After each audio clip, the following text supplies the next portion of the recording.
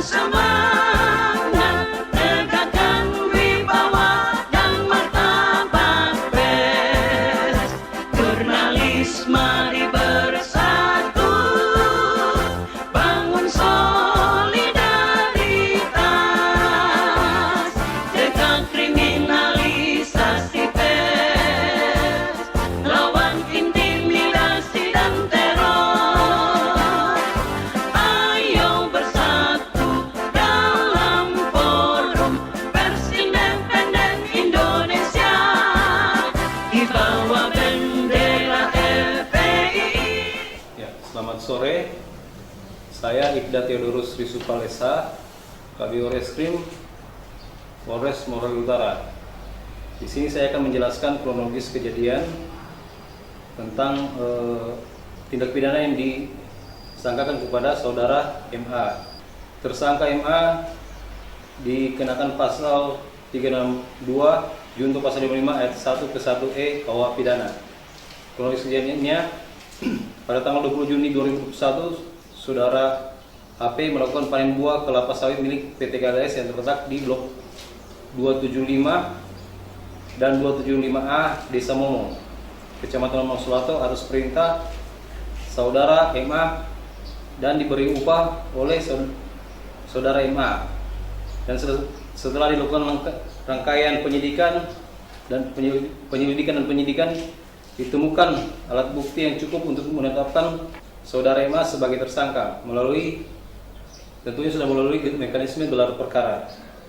Sehingga setelah dilakukan pemeriksaan terhadap saudara MA selaku tersangka pada tanggal 7 Desember 2021, setelah itu dilakukan penahanan terhadap saudara MA. Theo, jadi sebagai Kabiro Reskrim tentunya kan Theo sendiri memahami bagaimana kronologis kasus yang menimpa mantan Bupati Moro.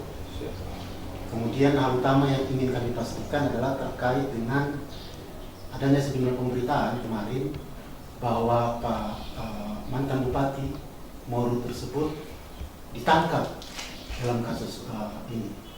Ini yang kami butuh penjelasan dari Bapak. Ya, terima kasih Pak. Di sini kami mau menjelaskan bahwa Bapak MA ini tidak dilakukan penangkapan. Ya, beliau datang sendiri ke kantor.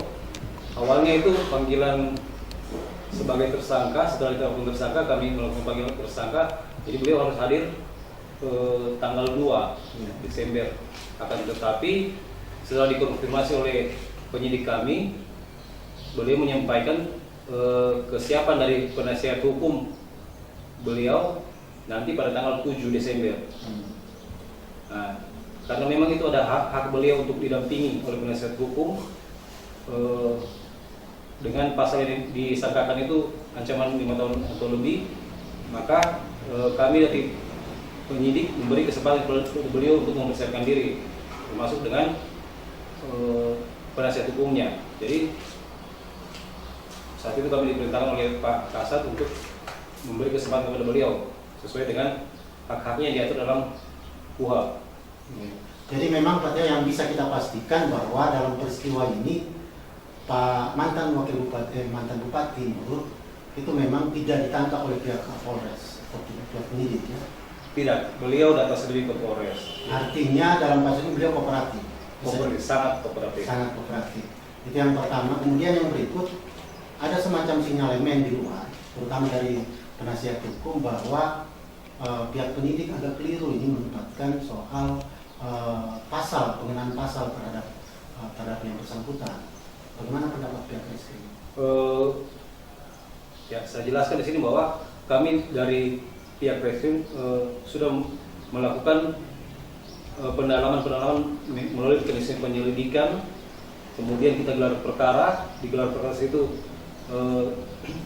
kami penyidik bersama dengan bagian Propam dan seksi pengawasan sepakat untuk menaikkan perkara ini ke tahap sidik, karena memang di situ ditemukan ada unsur pidananya. Jadi di dalam gelar perkara itu sudah dibahas semua itu tentang pasal-pasal yang akan disangkakan. Siap. Jadi tepatnya yang bersangkutan ini dikenakan pasal 362 junto pasal 55 ayat 1 ke 1 KUH pidana terkait pencurian 2. Jadi seperti itu. Jadi beliau ini kena di pasal 55-nya. Kemudian pihak penyidik sendiri kan memahami bahwa dalam kasus ini beliau ini bukan pelaku utama, bisa dikata begitu ya. Siap. Sebetulnya dalam kaitan dia tersangka, ini dalam kapasitas apa sebetulnya? Yang menyuruh melakukan. Jadi yang menyuruh. Pasal 55. Jadi dia kena pasal 55, ikut serta gitu ya. Bisa menyuruh. Menyuruh memang ada. Iya, pasal. Oh, jadi dia menyuruh melakukan. Iya. Pihak penyidik sendiri tidak menelusuri lebih jauh bahwa di lokasi areal tersebut sebetulnya sudah terjadi proses jual beli dan sebagainya. Apakah penyidik tidak masuk ke wilayah itu? Memahami belum menetapkan beliau sebagai tersangka. Untuk masalah itu kami melakukan penyelidikan masalah pencurian buah sawit milik PT KLS. Jadi kita fokus di situ mengenai kepemilikan lahan itu jelas kan sudah tanaman ini adalah milik dari PT KLS.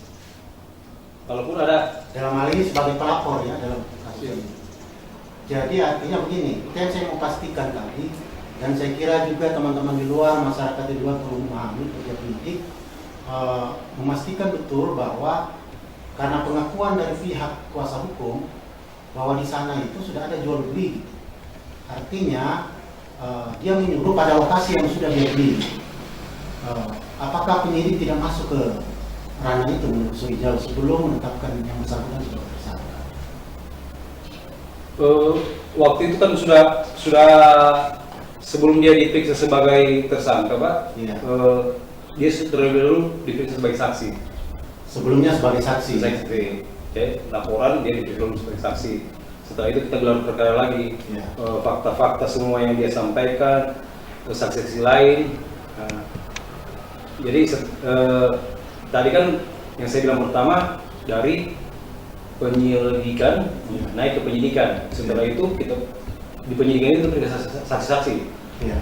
Pada saat di tingkat penyidikan itu kami sudah memeriksa beliau sebagai saksi. Iya. Jadi mungkin itu hal-hal tersebut sudah disampaikan juga beliau kepada penyidik. Dan pada saat kami gelar perkara untuk penetapan tersangka berdasarkan bukti-bukti minimal 2 alat bukti dan bukti pendukung lainnya, kami sepakat bahwa status beliau kita naikkan sebagai tersangka. Jadi mungkin hal-hal yang tadi Bapak sampaikan sudah disampaikan juga oleh beliau pada saat diperiksa sebagai saksi. Cuma memang dalam mekanisme gelar perkara penetapan tersangka kita sudah bahas semua dan seluruh penyidik bersama bagian pengawasan di Siwas dan Propam sepakat bahwa beliau dinaikkan statusnya sebagai tersangka. Jadi intinya semua prosedur baik penetapan yang bersangkutan sebagai tersangka, kemudian penetapan dalam status tahanan itu dilakukan kepolisian sesuai dengan prosedur ya. Siap. Sudah seperti itu. Andai misalnya lewat kuasa hukum, kemudian mereka melakukan upaya-upaya hukum yang dimungkinkan sesuai undang-undang. Bagaimana tanggapan pihak jadi kami pihak penyidik memberi kesempatan yang seluasnya bagi tersangka untuk melakukan upaya hukum lain. Ya, dalam hal ini jika ada memang dari penasihat hukum menganggap ada hal-hal yang tidak sesuai ketentuan yang telah kami lakukan, ada mekanismenya lewat jalur pra-peradilan. Pra-peradilan. Siap. Jadi hakim bisa menguji apa yang sudah dilakukan oleh penyidik dan mungkin ada fakta-fakta lain dari pihak penasihat hukum. Nanti biar hakim yang menguji apakah hal ini sesuai prosedur atau memang tidak sesuai prosedur. Karena menurut keyakinan kami sudah sesuai dengan prosedur Ya. yang diatur dalam KUHP. Jadi Pak Gateo, jadi gini, kita memahami bahwa mantan Bupati Morut ini yang sekarang menjadi tersangka dalam status tahanan Polres Morut, ini kan kategori tokoh masyarakat. Ya. Beliau juga dipahami sebagai tokoh publik Ya. yang tentunya memiliki pendukung, memiliki masyarakat. Jadi bagaimana respon pihak penyidik, pihak reskrim, kepolisian Morowali Utara terkait dengan jaminan hak-hak tersangka? Misalnya ada upaya misalnya nanti dari pihak kuasa hukum untuk mengajukan penangguhan penahanan, misalnya seperti itu. Ya, saya kembali ke pernyataan saya tadi bahwa kami pihak penyidik penegak hukum di Polres Morowali Utara memberi kesempatan seluas-luasnya kepada yang bersangkutan untuk mengajukan hak-haknya, ya, termasuk hak untuk mendapat penangguhan. Tapi itu semua dengan pertimbangan dari Bapak Kapolres sebagai pimpinan tertinggi di sini. Jadi silakan tersangka mengajukan penangguhan penahanan disertai dengan jaminan dari keluarga sesuai yang sudah diatur di undang-undang mengenai mekanisme penangguhan penahanan. Jadi silakan, nanti akan kita proses dan kita ajukan ke pimpinan kami di Polres ini. Jadi memang ketika kebijakan penangguhan tahanan itu dilakukan atau tidak, tentunya kan pihak penyidik, pihak Polres dalam hal ini mempertimbangkan secara objektif. Satu, misalnya terkait bahwa yang bersangkutan tidak mungkin akan melarikan diri, yang bersangkutan tidak mungkin akan menghilangkan barang bukti atau mengulangi perbuatan. Itu hal-hal objektif yang diatur dalam KUHP. Nah, sekarang ada hal subjektif tergantung kebijakan pimpinan tertinggi. Iya. Apakah hal itu nanti yang akan diterapkan oleh pihak penyidik? Ya, kami pasti akan menerapkan sesuai mekanisme yang ada. Jadi silakan sesuai hak yang bersangkutan untuk mengajukan penangguhan dengan diberikan alasan-alasannya. Nah, nanti kita proses dan keputusan ada pada pimpinan kami yang tertinggi di sini. Ya, hal yang terakhir mungkin bahwa peristiwa ini pelaporan dilakukan oleh pihak terlapor, dalam hal ini PT KLS, itu dilakukan pada bulan Maret 2021. Sementara proses penetapan tersangkanya dan penahanan sekaligus itu dilakukan pada tanggal 7 Desember. Ada rentang waktu yang cukup panjang dalam proses hukum ini. Makanya kami ingin sampaikan bahwa ada semacam sinyalemen yang belum pasti benar bahwa perkara ini katanya ada titipan dari orang-orang besar. Mungkin ada penegasan dari pihak reskrim ini. Ya, jadi kami tegaskan sekali lagi bahwa isu-isu bahwa ini adalah titipan atau pesanan dari pihak-pihak tertentu itu tidak ada. Kami penyidik Polres Morowali Utara bertindak sesuai prosedur hukum yang berlaku. Jadi kalau memang dianggap agak lama, ya memang mungkin pada saat itu kami butuh bukti-bukti yang kuat untuk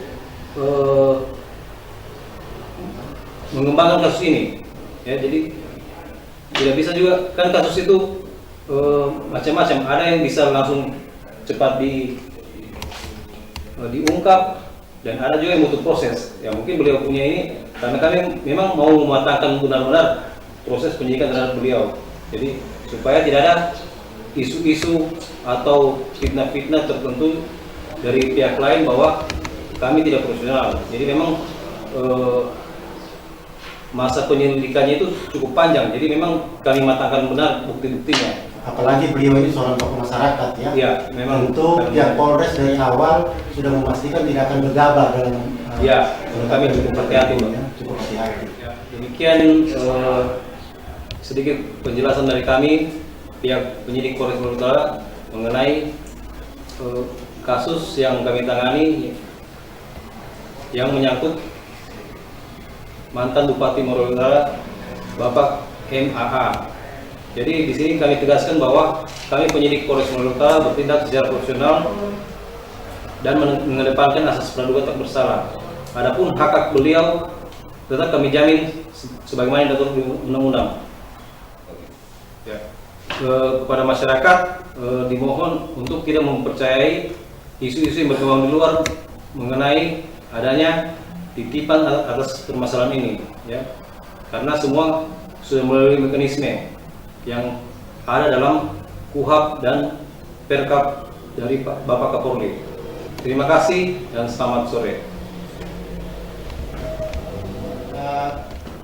Saya kira dengan wawancara singkat ini kita sudah mendapatkan keterangan yang pasti, yang sifatnya informasi yang baik bagi warga masyarakat, khususnya warga masyarakat Morowali Utara.